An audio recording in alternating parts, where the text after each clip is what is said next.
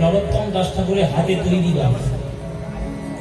এটাই হচ্ছে কীর্তন, এটাই হচ্ছে সাহিত্য আর সঙ্গীত। কীর্তন নিয়ে আপনি পড়াশোনা করবেন আর রাজ্য সঙ্গীত একাডেমিতে বাংলামি করতে যাবেন, হাত ধরে বার করে দেবেন। এই গান শিখতে হবে আপনাকে। এই গান আমার জীবনের প্রথম শেখা বড় গান, আমার গুরু সুমন ভট্টাচার্যের হাতে প্রথম শিখেছিলাম এই গানটি। এখনো পর্যন্ত মনে আছে, খাতা দেখতে হয় না, এত মনের মধ্যে বসিয়ে দিয়েছি এই গানটি। তারপরে গান শিক্ষার পর জীব গোস্বামীর কাছে গেলেন।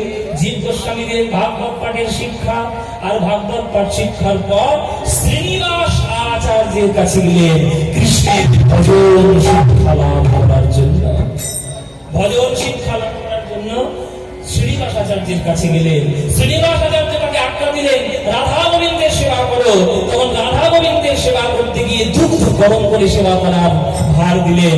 আর দুগ্ধ গরম করতে গিয়ে দুধের বাটি ধরবে, কাপড় নেবে কোথায়? খালি হাতা নেওয়াতে গেছে আর হাত ঘুরিয়ে ফেললো। রাধা গোবিন্দের সেবা করতে গিয়ে নরোত্তম দাস ঠাকুর নিজের হাতকে করেছে। যে বৈষ্ণব রাজার ছেলে, যে মহাপ্রভুর করুণা পেয়েছে, যে জীব গোস্বামীর কৃপা পেয়েছে, লোকনাথ গোস্বামীর দীক্ষা পেয়েছে, হরিদাস স্বামীর কাছে সঙ্গীত শিখেছে, আর শ্রীনিবাস আচার্যের কাছে ভজন সাধন শিখেছে, সে বৈষ্ণব জগতের সেরা হবে না তো আর হবেটা কে? আপনারা শুনে বলুন।